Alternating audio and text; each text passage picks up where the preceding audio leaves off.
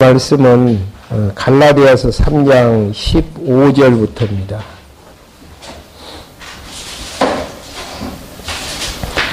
갈라디아서 3장 15절입니다. 형제들아, 내가 사람의 일을 들어 말한다. 사람의 언약도 한번 정해지면 아무도 피하거나 더하지 못한다. 하나님께서 아브라함과 그의 자손에게 그 약속들을 주시면서 여러 사람을 가르쳐 그리고 그 자손들에게라고 하지 않고 오직 한 사람을 가르쳐 그리고 그 자손에게라고 하셨으니 이분은 곧 그리스도이시다. 내가 말하려는 것은 이것이니 430년 후에 생긴 율법이 하나님께서 미리 정하신 언약을 폐기하여 그 약속을 무효로 할 수 없다. 17절까지 봉독해 드렸습니다. 갈라디아서의 이치는요, 구약에서 그리스도 보내실 것을 언약을 하고 신약에서 구약에 약속된 그리스도가 예수님 되심을 증거하는 것을 통해 하나님의 여호와 되심을 이제 계시하시는 내용인데요. 구약에 약속된 그리스도가 예수님 되심을 두 가지 구조에 의해서 정리를 하고 있습니다. 신약 성경에서는 사복음서에서는 예수님 자신이 구약에 약속된 그리스도 되심을 사도행전 1장 11절까지 정리를 해주고 있고요. 확정을 해주고 있고요. 사도행전 1장 12절부터 요한계시록까지 내용은 성령이 교회를 그 구약에 약속된 그리스도가 예수님 되심을 증거를 하게 되어지는데요. 그 구조는 교회가 예수가 그리스도라는 복음의 씨앗들이 떨어지는 곳곳마다 교회가 이제 설립이 되어지죠. 그런 내용을 통해 구약에 약속된 그리스도가 예수님 되심을 증거한 다음에 교회가 이제 설립이 되어졌으면은 양육이 되어져야 되잖아요. 어린 교회들이. 그래서 이제 로마서 부분에서는 칭의의 복음으로 양육을 하고 있고요. 고린도 전후서의 내용은 건덕의 복음으로 양육을 하고, 지금 정리하고 있는 갈라디아서 내용은 은혜의 복음으로 정리를 해주고 있습니다. 좀 더 자세히 구약의 근거를 둔다면은 하나님께서 그 노아 시대 때에 인류가 부패하고 타락하는 가운데에서 모두가 다 타락하거든요. 그 중에서도 노아와 노아 가족만을 선택하는 이유는 하나님께서 지난 시간에 이제 확인을 해드렸듯이 노아가 하나님 앞에 은혜를 입었기 때문에, 그러니까 노아가 의롭게 되어져서 죄를 짓지 않아서 그 물심판을 피한 게 아니고 하나님께서 노아 가족에게 노아에게 은혜를 베푸셔서 의롭다고 칭해 주심으로 이제 가능한 부분, 그게 이제 구약의 모형적인 부분들이거든요. 이런 부분들이 이제 신약에서 예수 그리스도를 통해서 선택한 백성들이 은혜를 입어서 구원을 얻을 것에 대한 부분들입니다. 갈라디아서의 이제 역사적인 쓰게 된 동기를 이해를 하면은 갈라디아서 내용들을 이해할 수가 있는데요. 갈라디아 교회는 사도 바울이 갈라디아 지역에 가서 예수가 그리스도라는 복음을 증거함으로 교회가 설립이 되어졌죠. 근데 그 사도 바울이 갈라디아 지역 교회를 이제 떠나게 되어진 때문에 많은 이제 유대인 거짓 스승들이 들어와서 사도 바울이 증거했던 복음은 거짓 복음이다. 사도권이 없다. 예수님 앞에 배운 적도 없다. 그 이야기는 무슨 이야기냐면 예수 믿어가지고 구원을 얻는 은혜의 복음은 문제가 있다라는 이야기죠. 그러면 이제 그들이 주장하는 부분들은 무슨 내용인가? 은혜로만 예수님 믿어가지고 구원을 얻는 게 아니고 할례도 지켜야 되고 율법도 지켜야 된다. 이런 이제 거짓 정보들을 이제 흘리다 보니까 갈라디아 교회가 이제 혼란에 이제 빠지게 되어졌습니다. 그 소식을 들어서 사도 바울이 편지를 쓰게 되어지는데 갈라디아서를 쓰게 되어지죠. 그래서 이제 혼선을 잠재우기 위해서 사도 바울 자신이 전했던 복음이 절대성이 있음을 1장부터 이제 2장 14절까지 증거를 하는데요. 증거하는 구조는 34페이지에 보시면은 그리스도의 계시에 의한 복음이었다. 그리고 사람으로 말미암지 않는 복음을 사도 바울이 증거하고 있다. 증거했다라고 34페이지에 보면은 이제 나와 있는 내용들이죠. 사도 바울이 갈라디아 지역에 증거했던 복음은 사람으로 말미암지 않고 그리스도에게 직접 받은 계시의 말씀을 증거를 이야기하는 동기 자체는 사도 바울이 증거했던 복음 자체가 순수한 절대적인 진리임을 지금 증거하는 부분들이고요. 그리고 그 예수님에게 받은 사람으로 말미암지 않는 복음 자체가 은혜성이 있음을 이제 확증하는 부분이죠. 그래서 첫 번째는 칭의와 율법과의 관계를 통해서 율법의 행위로는 의롭다함을 얻을 육체가 아무도 없다. 35페이지 제일 윗줄 보면은 율법의 행위로는 의롭다함을 얻을 육체가 이제 없고 성령과 율법과의 관계에서도 성령을 받음이 복음을 듣고 이제 믿음으로 되어진 사실이지 율법을 행해서 성령이 오신 것은 아니다. 그리고 이제 오늘 그러면 율법이란 도대체 무엇인가?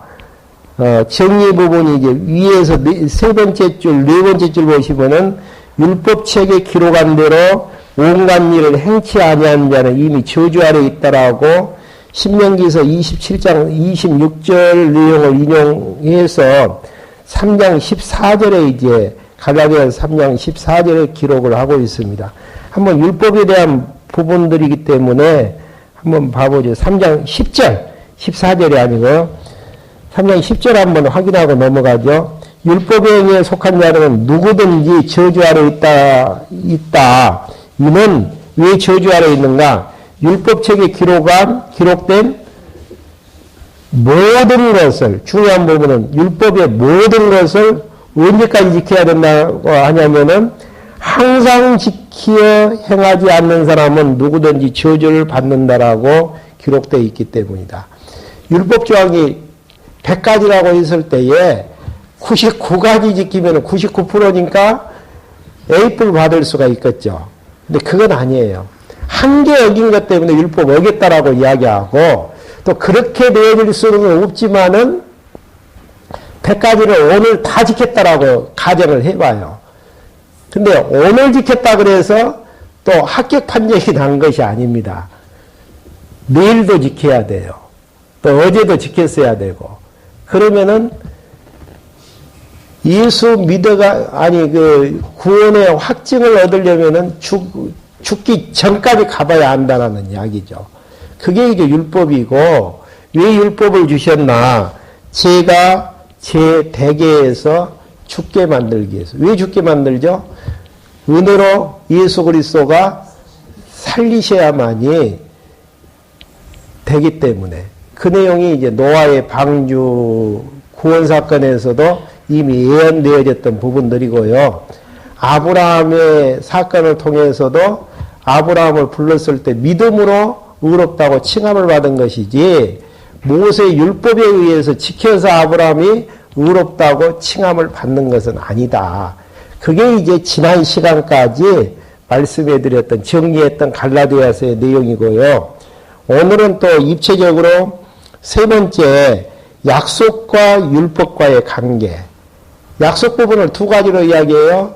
모세에게 주셨던 율법을 약속으로 주셨던 내용 한 가지하고 아브라함과 이삭과 야곱에게 3대 언약을 세워주셨던 내용하고 보통 이제 신학계에서는 행위 언약과 은혜 언약이라고 이야기를 하죠. 모세 언약을 행위를 근거로 해서 지키면은 복 주고 지키지 않으면은 저주하고 벌 주시는 이제 내용으로 되어 있고요. 아브라함과 이삭과 야곱에게 주셨던 열조와의 언약은 조건 없이 은혜로 주시는, 그럼 충돌될 수밖에 없겠잖아요. 어느 쪽에다가 초점을 맞춰야 됩니까?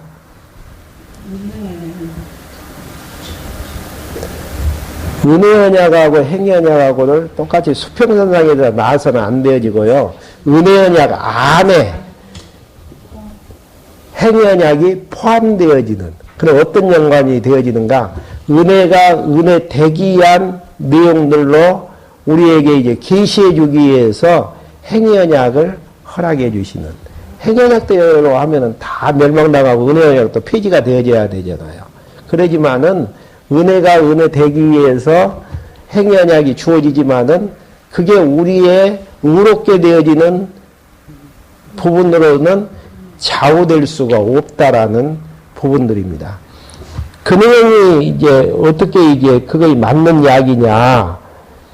17절에 보면은 나와집니다. 3장 17절, 방금 봉독해 드렸던, 내가 말하려는 것은 이것이니 430년 후에 생긴 율법이, 모세에게 줬던 율법이 하나님께서 미리 정하신 언약을 폐기하여 그 약속을 무효로 할 수가 없다. 그래서 거의 모세 시대하고 아브라함 시대 때하고는 500년 차이가 나는 것인데, 아브라함과 이삭과 약속했던 500년 전의 약속이 500년 후의 약속이 뒤집을 수가 없다라는 이야기. 그 근거를 15절에서 이제 상식적인 예를 들잖아요. 형제들아, 내가 사람의 예를 들어 말한다. 사람의 언약도 한 번 정해지면 아무도 폐하거나 더하지 못한다. 근데 설마 하나님께서 아브라함과 이삭과 야곱에게 약속을 했다가 500년 후에 율법 줘가지고 그걸 뒤집어 엎을 수 있느냐? 사람의 약속도 그러지 않는데 하나님의 약속은 더 그러지를 않는다라는 의미로 이야기를 한다라는 거. 그래서 이제 약속과 먼저 약속 언약을 율법이 없애지 못함을 15절부터 18절까지 이야기한 다음에요. 약속으로 유업을 율법으로는 죄에 가두게 되어지는, 그러면은 유업 문제하고 죄인 되게 하는 문제를 어떻게 정리를 하는가? 19절 한번 봐보시죠. 그러면 율법은 무엇이냐? 그것은 범법함을 위하여 더해진 것이니. 그러니까 죄를 범하는 범법함을 위하여 더해졌다라는 이야기는 무슨 이야기냐면요. 도덕질하지 말라라는 율법의 조항이 오기 전에는 도덕질 하면서도 그게 죄인지를 알지를 못했단 말입니다. 근데 도덕질하지 말라, 살인하지 말라, 그렇게 이제 율법의 조항에 명시가 되어 있어요. 그러면 도덕질하면은 죄가 되어지구나. 살인죄를 지으면은 죄구나. 그러니까 죄가 죄되어진 것을 깨닫지 못하고 계속 죄인으로 살아가는 백성들에게 너는 죄인이다. 죄가 죄되기 위한 범법함을 더하기 위해서 그렇게 되어진 것인데, 언제까지요? 약속된 자손이 오실 때까지 그 율법은 천사들을 통하여 중보자의 손에 제정한 것이다. 이야기는 무슨 이야기냐면은 예수님 오시기 전까지 예수님께서 율법의 모든 것들을 완전케 하기 위해서 오셨다고 마태복음 5장에 보면 나와져 있잖아요. 완전케 한다라는 의미가요, 헬라어 언어에 보면은 약속대로 성취되다, 그런 의미가 있어요. 완전히 충만되다. 그러니까 완전케 하기 위해서 예수님이 오셨다라는 이야기는 결국 율법을 지키라는 의미가 아니고, 예수님께서 구약의 율법대로 약속, 그 밑에 율법 아래 오셔서 그 약속을 지키시는. 그러니까 신명기서 첫 시간에 공부하셨는데 율법서라고 보통 이야기하는데, 그 율법서든가요, 아니면 복음서든가요? 복음이든가요, 그냥 율법으로 저주가 넘치는 내용들이든가요? 신명기서 내용이. 저는 복음으로 보거든요. 왜 그러냐면은 행위에 대한 부분들, 죄에 대해서는 지적을 하지만은 하나님께서 역사를 섭리해 가시는 섭리의 내용들을 보면은 아브라함과 이삭과 야곱에게 약속하셨던 대로 역사를 섭리해 가신단 말입니다. 그리고 이제 과정 속에서 여호와 하나님을 기억해 하기 위해서 깨닫게 하는 방편으로 행위 따라서 진노도 하시고 또 복도 주시는 하나님의 섭리의 내용들. 그러니까 율법을 지켰느냐 안 지켰느냐에 따라 가지고 하나님의 백성이냐 아니냐가 결정되어지는 부분이 아니고 하나님의 백성들을 교육해 하시기 위한 하나님의 섭리. 그러면 지킬 수 있는 율법입니까? 못 지키는 율법입니까? 못 지키는 율법이죠. 그래서 이제 결국 못 지키기 위해서 죄인 만들어서 언제까지요? 예수님 오시기 전까지. 그래서 예수님께서 다 율법 아래 오셔서 그 율법에 대한 모든 언약을 성취하심으로 결국은 약속대로 이루시던 여호와 되심을 깨닫고 알게 하기 위한 하나님의 이제 섭리의 부분들이 담겨져 있는 내용들입니다.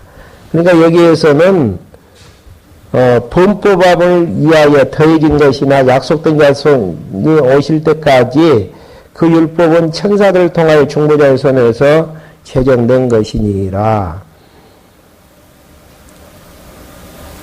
그러면서 이제 21절. 그러면 율법은 하나님의 약속들과 반대되는 것이냐? 결코 그럴 수 없다. 만일 살릴 능력이 있는 율법을 주어졌다면 참으로 의가 율법으로 말미암았을 것이다. 그러니까 인간들을 율법을 지켜서 살게 하는 율법을 주셨다면은 율법을 지켜서 의롭게 되는 것이 아니겠느냐라는 이야기죠. 그러나 성경은 모든 것을 제 아래 가두었으니 이는 예수 그리스도를 믿는 자들이 믿음으로 말미암아 약속을 받게 하려는 것이니라. 율법으로 의롭게 되어져서 하나님의 자녀가 되는 것이 아니고 예수 그리스도를 믿음으로 하나님께서 약속하신 그 약속을 받게 하기 위한 거라는 거. 그 이야기는 무슨 이야기냐면은 유대인들의 거짓 스승들이 들어와서 예수님도 믿어야 되고 율법도 지켜야 되고 할례도 지켜야 된다라는 이야기는 비성경적인 진리지 않겠느냐라는 이야기죠. 그러면은 이제 그 믿음 거기 나와 있네요. 율법의 이제 용도 부분에서 제가 제 되기 위해서 그 내용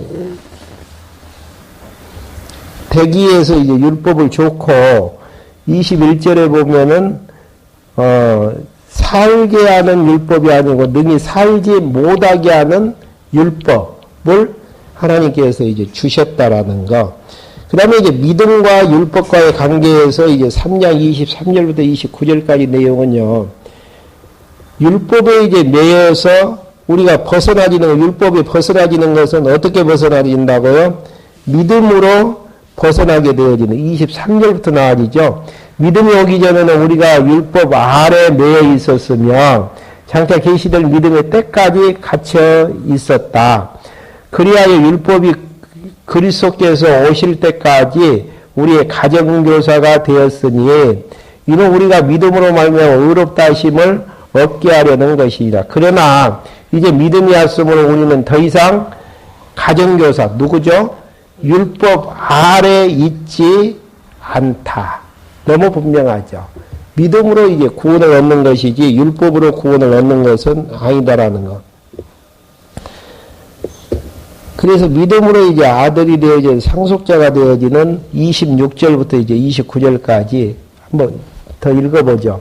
너희는 모두 그리스도 예수 안에서 믿음으로 말미암아 하나님의 아들이 되었으니 믿음으로 이제 그 하나님의 아들이 됐다라는 것은 율법의 행위하고는 전혀 관계없는 은혜로 이제 되어졌음을 확인해 주는 부분들이죠. 누구든지 그리스도 아파에 세례를 받는 자는 그리스도로 옷 입었다. 유대인이나 헬라인이나 이제 그러면서 29절 너희가 그리스도에 속한 자면 아브라함의 자손의 약속에 의한 상속자이다. 예, 그리스도에게 속했느냐 안 속했느냐에 따라서 아들이냐 상속자냐가 결정이 되어지는 것이지 율법을 행했느냐 안 행했느냐에 따라서 결정되어지는 것은 아니다. 그러므로 사도바울이 증거했던 믿음으로 구원을 얻는다는 복음은 맞고 거짓 유대인들 스승들이 이야기하는 율법 지켜서 구원을 얻는다라는 이야기는 문제가 있는 걸로 이제 설명을 하고 있습니다. 그러면서 4장 1절부터 11절까지 아들과 이제 율법과의 관계를 설명하는 부분이죠. 한번 4장 1절부터 7절까지는 청지기 아래에 있는 자는 이제 속량을 받고 아들이 이제 되어짐을 설명하는 부분입니다. 내가 또 말하는데 상속자가 어린아이일 때는 모든 것이 주인이면서도 종과 다름이 없으며 아버지가 정할 때까지 후견인과 청지기 아래에 있다. 그러니까 이제 율법 아래다가 정해질 때까지 놓여 있다라는 이야기죠. 이와 같이 우리도 어린 아이가였을 때에는 세상의 초보적인 원리들 가운데에서 종노릇 하였다. 율법이 이제 종노릇 됐다는 이야기죠. 그러나 때가 찼을 때에 하나님께서 자기 아들을 보내셔서 여자에게서 나게 하시고 율법 아래 나게 하셨으니 이는 율법 아래에 있는 자를 속량하시고 우리로 아들의 신분을 얻게 하려는 것이니라. 이런 부분에 대해서 이제 로마서에서는 한 사람으로 말미암아 죄가 세상에 들어오고 한 사람으로 말미암아서 은혜와 평강이 넘치게 되어지는, 그러니까 한 사람 때문에 죄 있는 것처럼 한 사람 때문에 의인 되어지는 원리, 우리 각자 원리가 아니에요. 그러니까 우리가 이제 예수님이 십자가에 죽으실 때에 로마서나 갈라디아서에서 이야기하는 부분은 한 분이 죽으심으로 의롭다 하심을 얻게 되어지는 원리. 그러니까 우리의 행위하고는 전혀 관계없잖아요. 그래서 복음 자체가 은혜의 복음이라는 사실들. 예, 의미적으로는 지금 은혜의 복음을 이야기하면서 여러 가지 이제 율법과의 입체적인 관계를 통해서 설명해 주는 부분들. 예, 구약이 이제 율법서라고 했을 때에 율법이 바로 우리에게 적용시켜버리면은 저주죠. 그러지만 예수님을 통해서 받아들이면은 은혜의 복음이 구약 복음이라니까요. 구약 복음. 구약을 보는 관점들이 틀려요. 율법적인 관점에서 그 부분만 놓고 온다면은 문제가 되어지죠. 그것도 일부분이죠. 여러분 아브라함과 이삭과 야곱에게 언약하셨던 그 은혜의 복음 관점에, 은혜의 언약 관점에서는 보지를 못하기 때문에 성경을 전체적으로 보지 아니하고 부분 보다 보면은 문제가 이제 생길 수밖에 없는. 그러니까 성경을 알면은 다 아는 것이고 모르면은 다 모르는 부분들이고.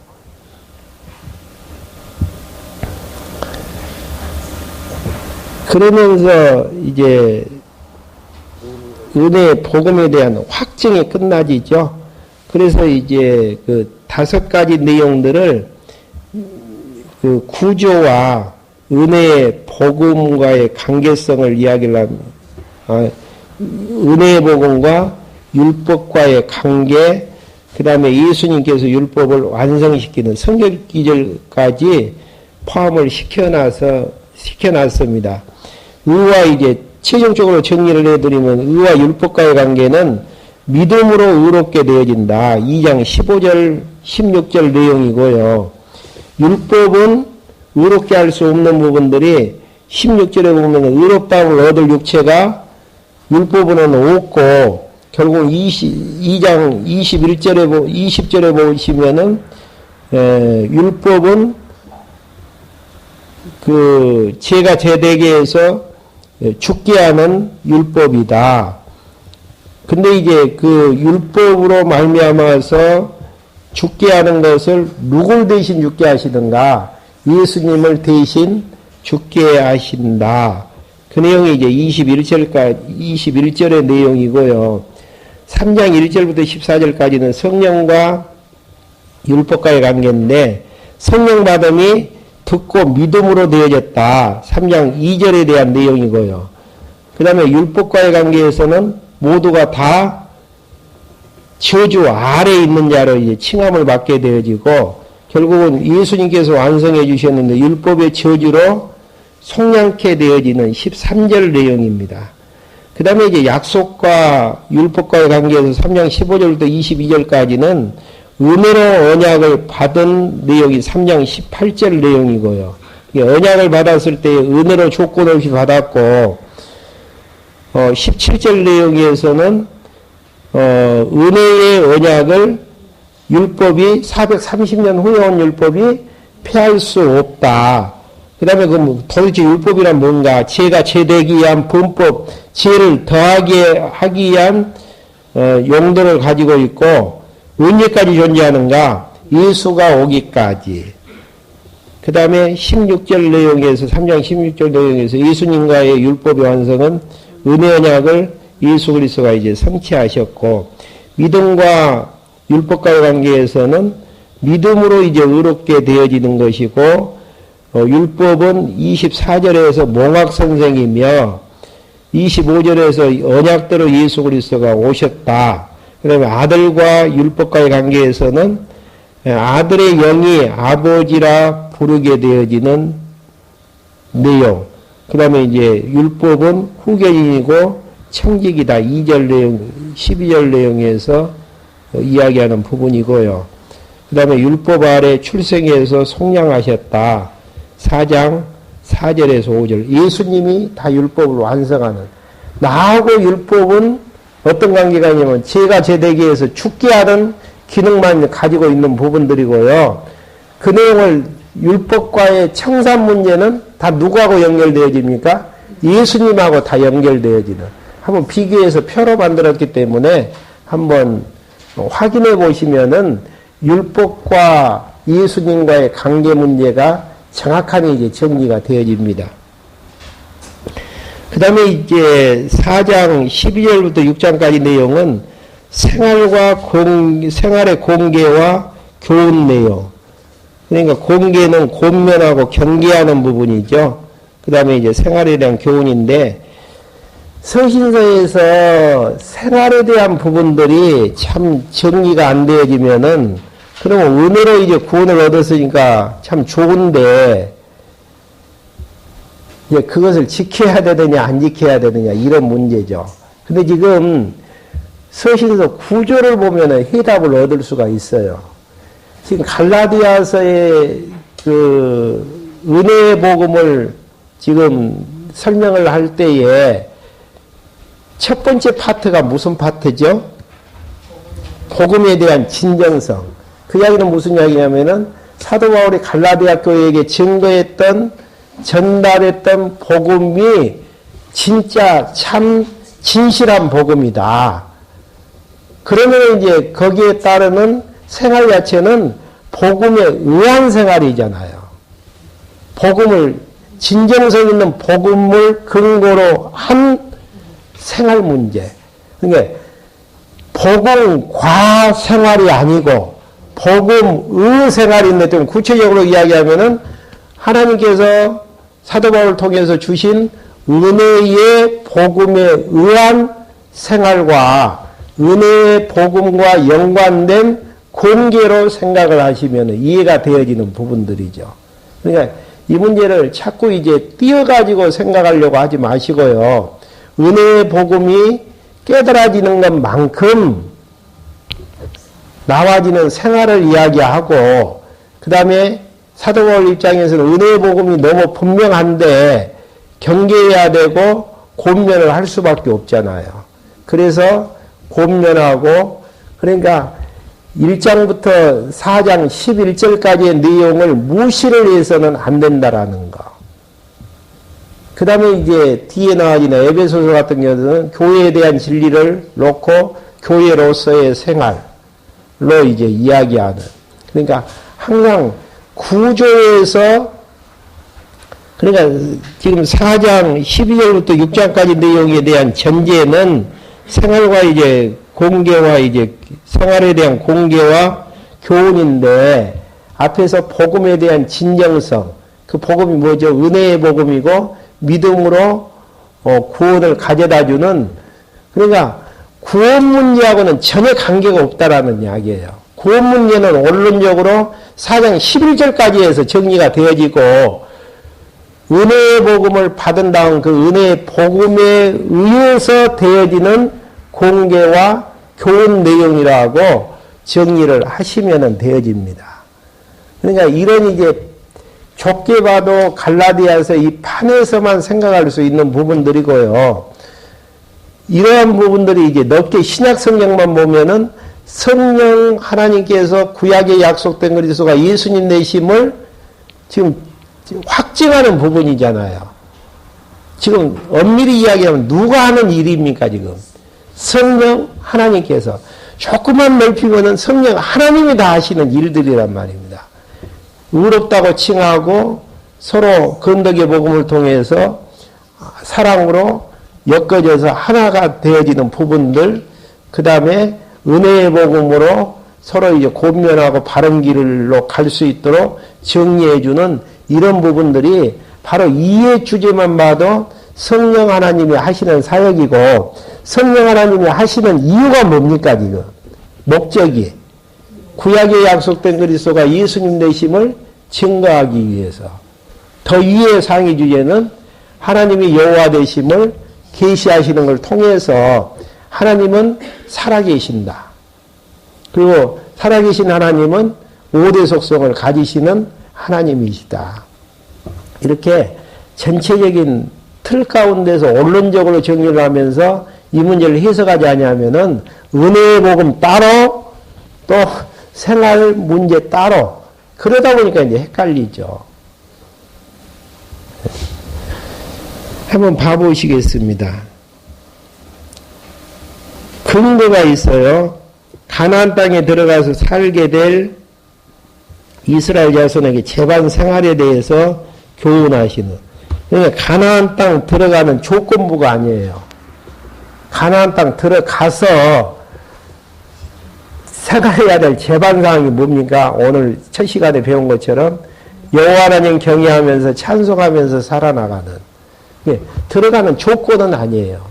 들어가졌을 때에 여호와 하나님이 생각나지면은 여호와 하나님 찬송하면서 잘 경외하면서 살 것이고, 잊어버리면은 이제 망나니처럼 살다가 아픔 당하고 또 여호와 하나님 배워나가는 작업들을 해 나갈 것이고. 그러니까 많은 사람들이 서신서의 행위대로 살아야 되느냐 안 살아야 되느냐. 답은 갈라디아서 그냥 은혜의 복음이 깨달아지는 것만큼만 살면 되어져요.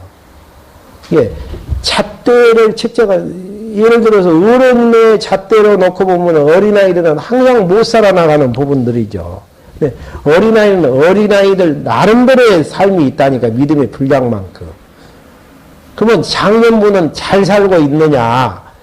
예를 들어서 믿음이 70인데 60 살면은 10은 잘못 살고 있다라는 게을름이 있다라는 이야기예요. 그 판정은 머리 대신 예수 그리스도가 이제 얼마나 역사하느냐에 따라서 이제 되어질 부분, 원동력에 의해서 되어질 부분들이고, 판정은 하나님께서 해 나가시는데, 가나안 땅 들어가고 안 들어가고, 천국 들어가고 안 들어가고에 대한 문제는 은혜를 받았느냐 안 받았느냐.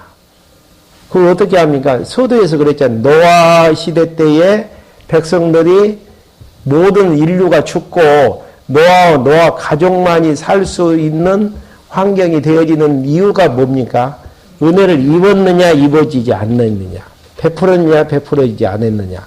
그러니까 은혜에 의해서 결정될 뿐이고, 은혜의 복음이 깨달아지는 것만큼 결국은 이제 생활 문제라든지 고민 문제는 나와진다라는 거. 그래서 이제 35페이지 그 생활에 대한 공개가 권면하고 경계하는 부분이 이제 4장 12절부터 5장 12절까지인데요.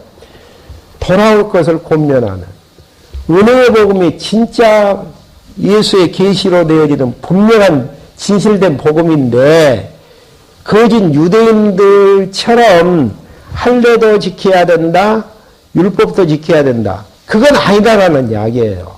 그게 진실을 이야기한 다음에 진실대로 살기를 바라면서 거짓된 거짓 스승의 품에서 돌아와라. 말 되잖아요, 지금. 네. 돌아올 것을 권면하는데 과거를 해고하는 부분이 이래가지고 이제 이렇게만 잡으면은 읽어보시면 되어져요. 내용들을. 조금 몇 가지 확인 한번 해보죠. 12절부터 15절까지 4장. 형제들아 내가 너희와 같이 되었으니 너희도 나와 같이 되기를 바란다. 너희는 나에게 아무 해도 끼치지 않았다. 너희가 알고 있듯이 내가 처음에 육체 연약함에 너희에게 복음을 전하였다. 그리고 너희는 내 육체에 있는 너희의 시험거리를 멸시하거나 거절치 않고 나를 하나님의 천사와 같이 그리스도 예수와 같이 환영해 주었다. 처음에 이제 복음을 증거했을 때의 상황들을 이야기해요. 그런데 너희의 복이 지금 어디 있느냐. 그러니까 사도 바울을 천사같이 예수님같이 환영했다라는 이야기는 왜 그랬을까요? 사도 바울이 가지고 있는 복음 때문에 그렇게 이제 했는데 지금 그 복이 어디 있느냐 그 이야기죠. 내가 너희에게 증언하건대 너희가 할 수만 있다면 너희의 눈이라도 빼어 나에게 주었을 것이다. 그렇게 사도 바울이 가지고 있는 복음을 진정하게 받았었는데 지금은 이제 뭐냐 지금 그 이야기죠. 그러면서 16절에서 어떻게 하라는 이야기인가. 내가 너희에게 진리로 말함으로 너희의 온수가 되었느냐. 온수관계가 아니었다라는 이야기에 복음을 처음에 증거했을 때는. 근데 이제 온수관계로 형성이 됐기 때문에 결국은 거기에서 이제 돌이키라는 이야기죠. 그러면서 이제 19절 넘어가 보죠. 해산의 수고를 약속하는 부분들입니다. 나의 자녀들아 나는 그리스도의 형상이 너희 안에 이루어지기까지 다시 너희를 해산하는 고통을 겪는다. 복음 증거에서 은혜의 복음으로 은혜의 행위가 나오기까지의 과정들이 얼마나 힘든가를 알 수 있죠. 여집사님들은 더 잘하실 거예요. 해산의 고통이 얼마나 큰가를. 한 사람 한 사람 은혜의 복음으로 커 나간다라는 거 쉬운 방법이 아니죠. 하나님만이 하실 수 있는 일들이고 크는 과정 속에서 다 무너지고 넘어지고 그 거짓 것들하고 이제 더 이제 합해지는 이제 그런 부분들이 많기 때문에 해산하는 수고를 겪는다라는 이야기. 그러면서 종의 4장 21절부터 5장 1절까지 종의 멍에를 경계하는 부분입니다. 여기서 종의 의미가 뭐죠? 어떤 종이죠? 율법의 종. 율법의 종. 우리는 로마서 이야기했듯이 의의 종. 그러니까 이게 이제 자유라는 정의를 유출할 수 있는 부분들이죠. 부자유하고 종이라는 이야기는 율법의 메인종이라는 의미고 자유자라는 의미는 의의 종이 됐다라는 이야기고 내 행위하고는 전혀 관계없는 부분들이에요. 독자적인 노선하고는 관계가 없는 자유자는 의의 종이 된 상태에서 머리 대신 예수 그리스도에게 매여서 생활하는 그 자체가 진짜 자유자의 삶이고요. 부자이고 노예된 상태에서는 죄와 율법에 매여서 생활하는 부분들이 부자유한 상태, 종에 대한 부분들이라는 거.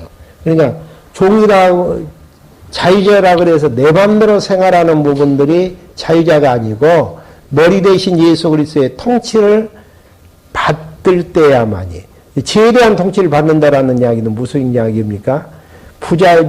부자유한 상태를 이야기하는 부분들이죠.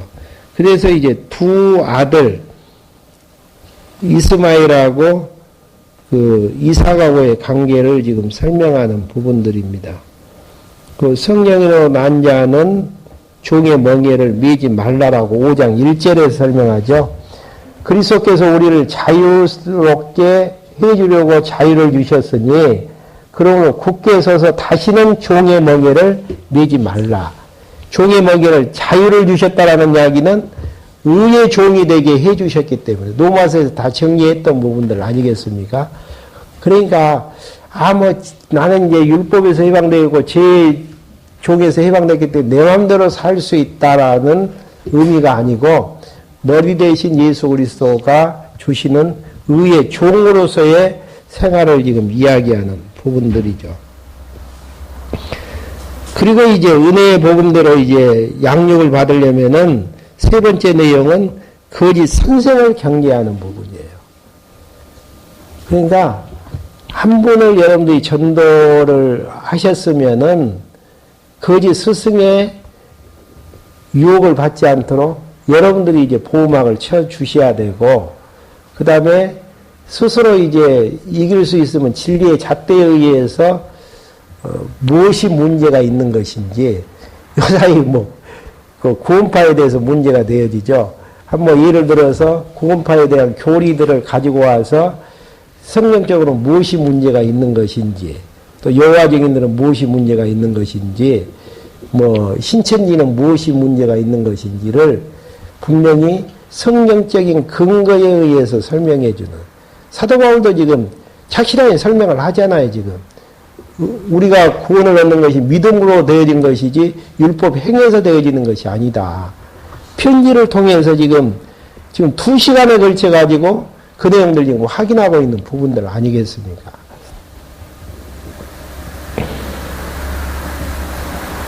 할례를 받는 자의 결국 거짓 스승들은 5장 2절부터 4절 보아라, 나 바울이 너희에게 말한다. 너희가 할례를 받는다면 그리스도는 너희에게 아무 유익이 없을 것이다. 양자를 둘을 함께 선택할 수가 없다라는 이야기.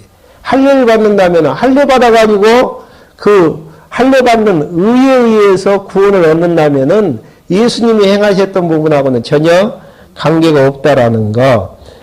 그러면서 내가 할례를 받는 모든 이에게 다시 증언하노니 이런 사람들은 율법 전체를 행할 의무가 있는 자이다. 당연한 이야기죠.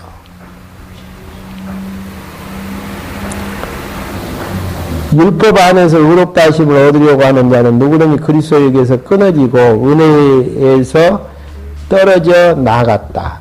그러니까 은혜에 대해서 이제 또 강조를 하게 되어지죠. 우리는 성령을 통하여 믿음으로 말미암아 의의 소망을 고대하고 있다.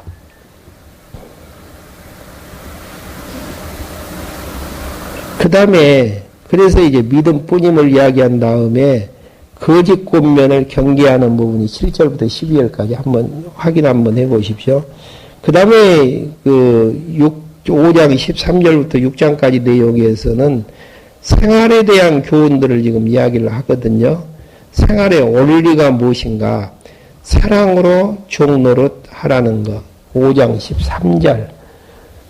형제들아, 너희가 자유를 위하여 부르심을 받았으나 다만 그 자유를 육체를 이해한 기회로 삼지 말고 오히려 사랑으로 서로 종노릇 하여라.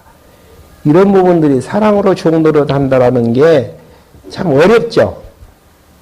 근데 앞에서 이야기했던 사도 바울 증거했던 은혜의 복음, 계시의 진리의 말씀이 깨달아진 상태에서는 어렵지 않는 부분이죠. 왜 어렵지 않죠? 구체적으로 이야기를 하면은 예수 그리스도가 율법 아래 오셔서 우리에게 사랑을 베푸심으로 구원함을 얻게 하셨다라는 그 은혜에 대한 감동이 있었을 때에는 쉬운 사랑으로 종노릇이 가능하지만은 행위로 이제 그 구원을 얻는다라고 생각을 하면은 참 어렵고 힘든 부분이라고 할 수가 있는 부분들이죠. 그 다음에 이제 답이 나오네요. 16절부터 18절까지 성령을 쫓아 행하라는 거. 원리는 내가 또 말하는데 너희는 성령을 따라 행하여라. 그러면 결코 육체의 욕심을 이루지 아니할 것이다. 이게 육체의 욕심을 이루지 않는 비결은 뭡니까? 성령을 따라 행하라는 거. 성령에 의해서 인도하심에 의해서 되어지라. 답 다 나오잖아요. 앞에서 이제 구조적인 부분에서 설명했던 것처럼 구체적으로 나와지는 내용들입니다. 그 다음에 육체의 일을 행하는 자는 나라의 일을 유업을 받지 못한다라고 이야기하고 있고요. 성령의 열매가 22절부터 23절까지 나와 있습니다. 그러나 성령의 열매는 사랑과 기쁨과 화평과 오래 참음과 친절함과 선함과 충성과 온유와 절제이다. 이런 것들을 반대할 법이 없다. 사랑하고 기뻐하고 서로 평화를 누리고 오래 참고 친절하고 선하고 충성스럽고 온유하고 절제하는 이런 부분들은 개인적인 인간의 열매가 아닌 누구의 열매요? 성령의 열매라는 거. 그래서 이런 열매는 성령의 인도하심 따라서 가능한 열매라는 거.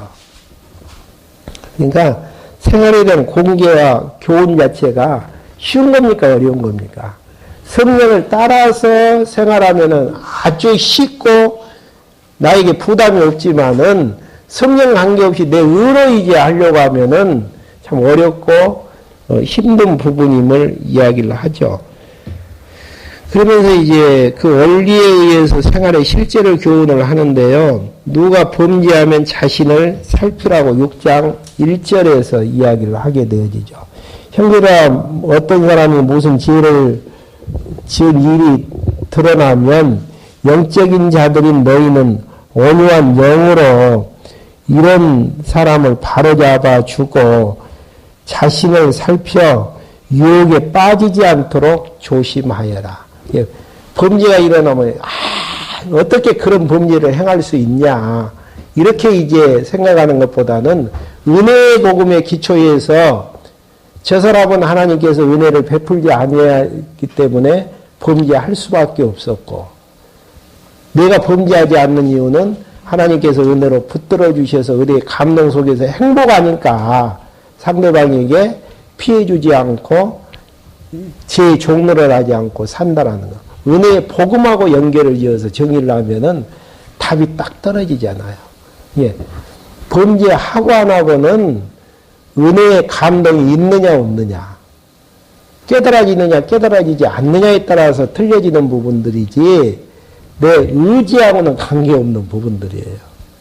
답이 여기에 나오잖아요. 지금 범죄를 발견했을 때는 야 나쁜 놈 그렇게 하기보다는 저 사람은 하나님께서 어둠 속에다 이으니까 어쩔 수 없는 부분들이고 내가 그런 범죄를 하지 않는 이유는 하나님께서 은혜로 붙잡아 주기 때문에 가능하다는 거. 그러니까 여러분들이 생활에 대한 서신서에서 생활에 대한 부분들을 정리를 하실 때에는요. 그 주제하고 맞춰서 정리하는 습관들을 한번 들여보는 것이 좋습니다. 그냥 교회로서 생활은 총체적인 부분들이고요.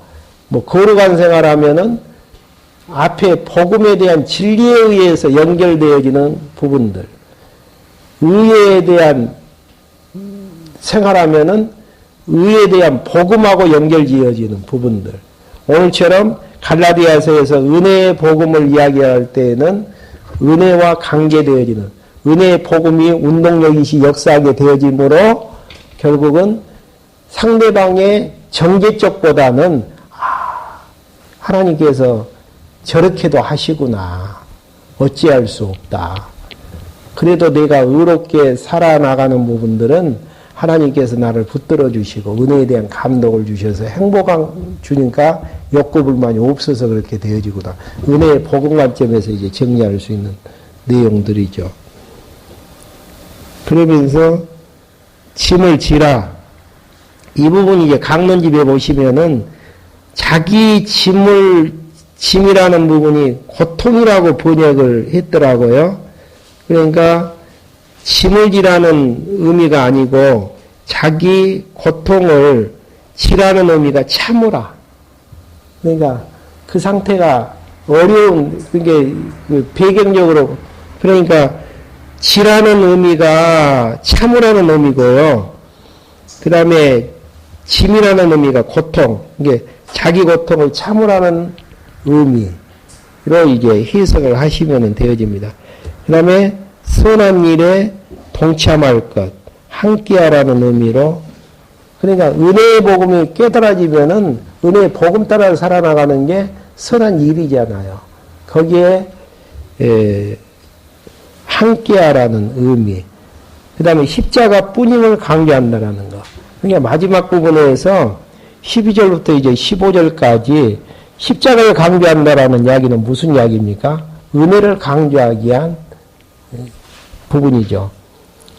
그러나 내게는 우리 주 예수 그리스도의 십자가에는 결코 자랑할 것이 없다.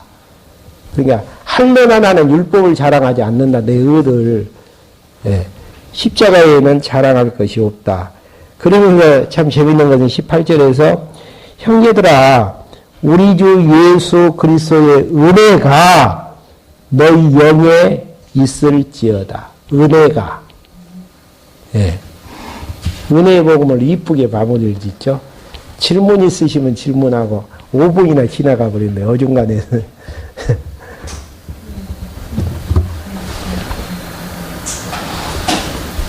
다음은 이제 교회 무장 부분 36페이지 두 번째 줄부터 이제 공부해 나갈 수 있도록 하겠습니다. 그러니까 여러분들이 이제 66권에 대한 그 바탕, 구조적인 바탕 위에서 과목을 정리를 하고요. 그 주제를 정리할 때에 본문 내용에서 정리해가는 부분입니다. 뭐 하나님이 하게 하신다. 그 부분을 66권을 한마디로 이야기하는 부분이에요. 그걸 구체적으로 하면 하나님이 언약하고 하나님이 언약대로 하게 하신다. 이게 뭐 하나님이 다 하게 하시는데 이번 사건들은 너무 무책임하고 너무 의미부여를 주지 않는 부분으로 이제 이해할 수 있죠. 그래서 이제 갈라디아서 내용 같은 부분을 은혜의 복음 관점에서 진짜 은혜의 복음인지 아닌지 이를 이제 확인할 수 있는, 그래야만 예수가 그리스도 되심이 확인되어지죠. 질문 없으셔요?